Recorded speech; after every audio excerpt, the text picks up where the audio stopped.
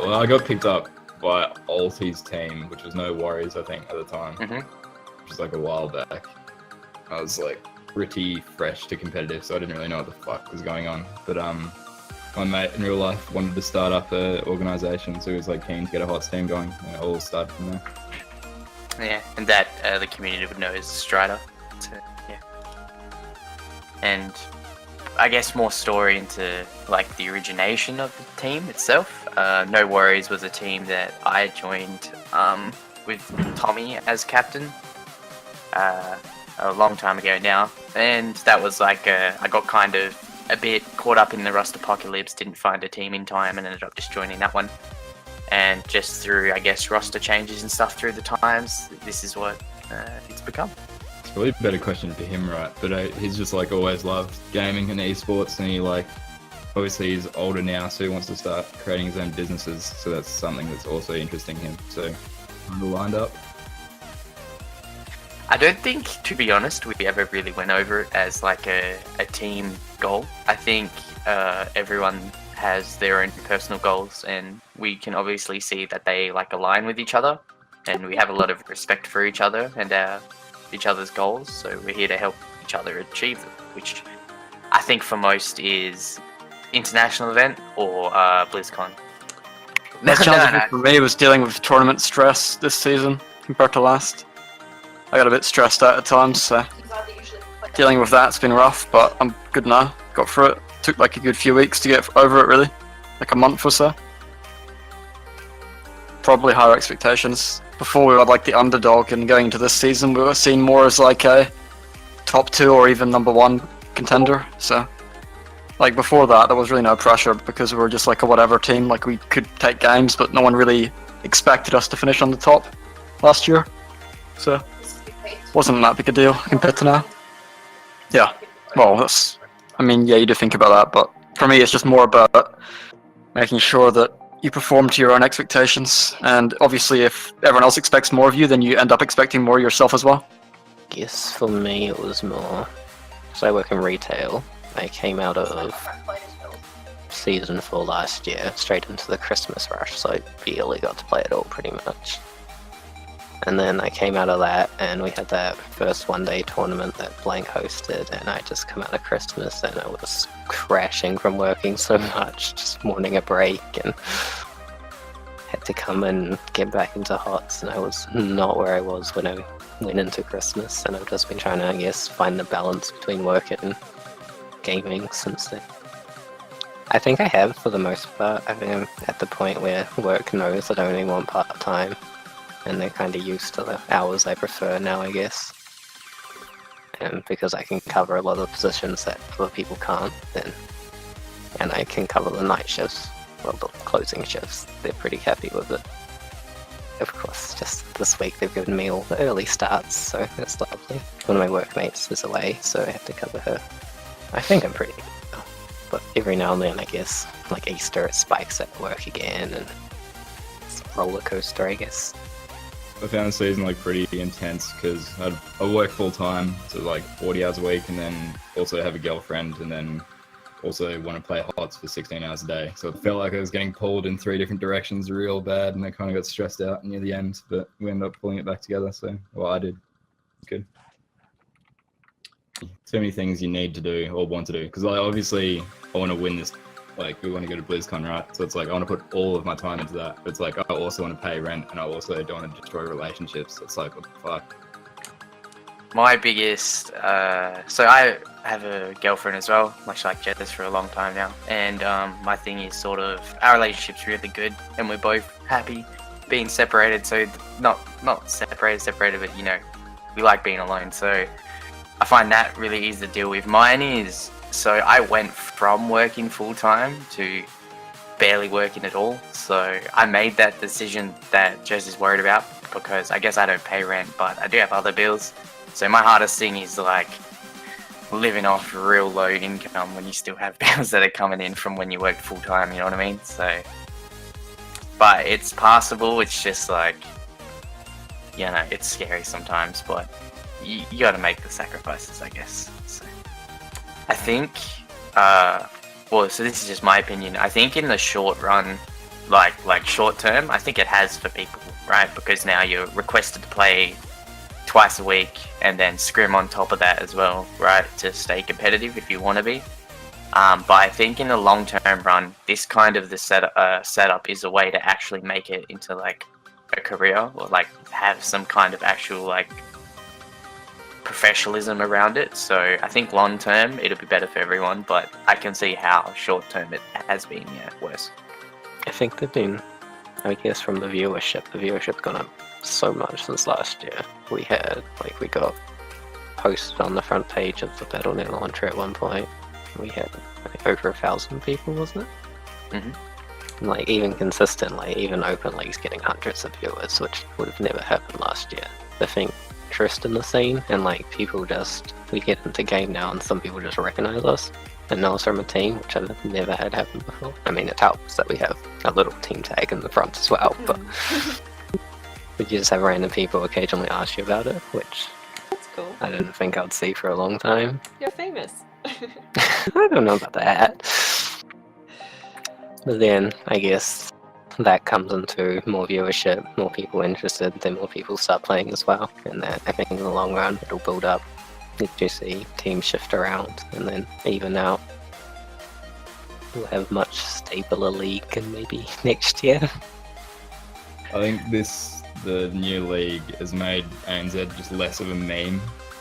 Like that's something that really just like annoys me about the ANZ. It's just like half the people think it's a joke, and it's like so hard to take seriously. And you know, you actually get that professionalism when like half the other people are just, I don't know, like we need more professional casters and everything being organised better. It's like getting there. This is like the first step in the right direction. Yeah, I think the best thing about this, right? Like we're saying, I think we're all saying how it's kind of rough at the start, but it's what we need. I guess you could say it's sort of like weeding out the weak in terms of the people who do treat it like a meme and the people who don't take it seriously and stuff like that. Like they will get, I guess, weeded out, because now if everything's presented professionally, you're going to look like the meme, not the scene, you know what I mean? So it's like, that's a good way to fix it. I'm happy for that. I think relegations could be a bit bigger. So I think it's bottom 2 right now. I think you could do bottom 3. The reason why I say that is because I think that a lot of the lower teams really do not take it seriously, right? So there are teams in Open who definitely want to take it seriously. They're just not quite at that level. So if you have a bit of a bigger playoffs for the promotion tournament, that could be like for an Open Division team the equivalent of like us going to Brazil, you know what I mean? Like they've made that event, that tournament, and that's something for them to get a taste of what it's like being at the top and really drive them. And I think that would be so much better than just like, I think they're just doing like 1v1s at the moment, like first gets their pick, I guess, of bottom 2 teams, to first or something like that. Like it's a bit scuffed at the moment. I think that hopefully they won't do the same mess up they did with scheduling over some teams, and that they'll be very firm with the times. The Rich Gang situation was something that should not have happened, to put it plainly. So hopefully next season we'll see from the get-go teams locked in and sort of confirmed on set hours, so that we can have consistent matches without having to change who's getting streamed or having games that are forfeited. That'd be good to see. As to how they're going to change that, not sure, but I think it would just be a case of being strict and letting teams know way ahead of time what the time commitments are going to be, so players can actually get their stuff sorted. So I think that should be good compared to this season. So for me, individually, winning is pretty much everything. I've never qualified. Well, I've qualified higher. I've never placed higher than 4th until I guess this season, because I've made it 2nd already at least. I want to be considered as like the best, or one of the best. That's my thing. To have a not a reputation, but I guess like an aura about yourself. To be confident and that. So that's my goal.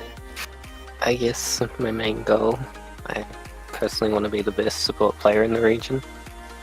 Hopefully the best that we've seen so far. And I think a biggest part of that's just going to be consistency in play for me personally. So that's what I'm going to be working towards. They did Especially say consistency when playing at midnight. Mary Day's coming out of retirement, dude. He's, No, well, I said in our region, mate. In our region. Unless he moves here. Say he's channeling through you. Is what I mean, dude. Channeling through me. Yeah, it's gonna be you, dude. Probably doesn't know who I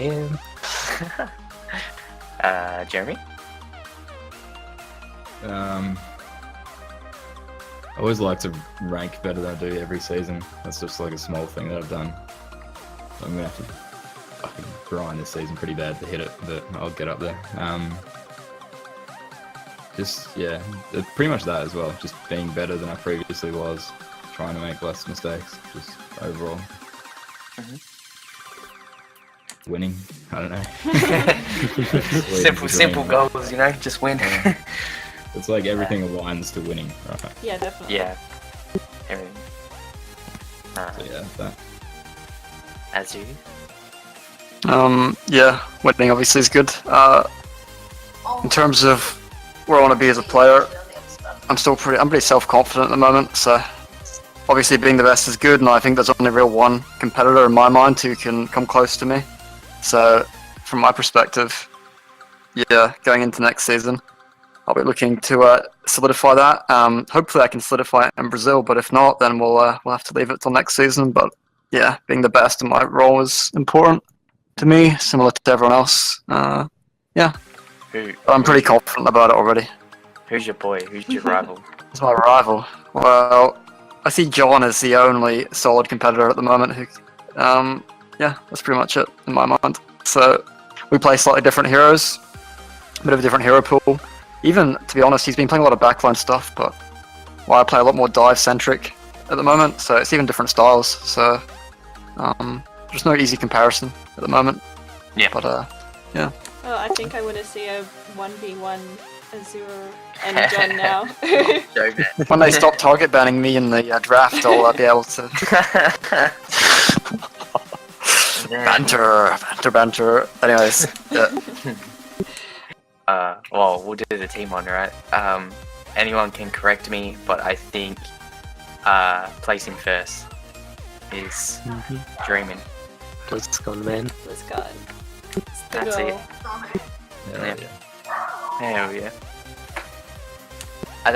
I don't know how to do the kind of sponsor thing, I guess, without Strider, but shout out to Strider himself then. Okay. There you go. Done a Handball. lot for the team in terms of the kind of management that he's brought on for us during this season has been incredible in terms of like having an analyst and like access to a coach and like just all sorts of these kind of resources that I know I've never had before in competing. It's just been amazing. So big factor. Pretty good. Yeah, so I guess we have sort of two. So Drac is the coach for the League of Legends team, but he himself is a very dedicated person to working with organizations. So sometimes when he has free time, he comes and spends it with us and stuff like that. And then on top of that, we have our main boy, who's Maxi. He does like a lot of our analytical work for us in terms of statistics and all that sort of stuff, right?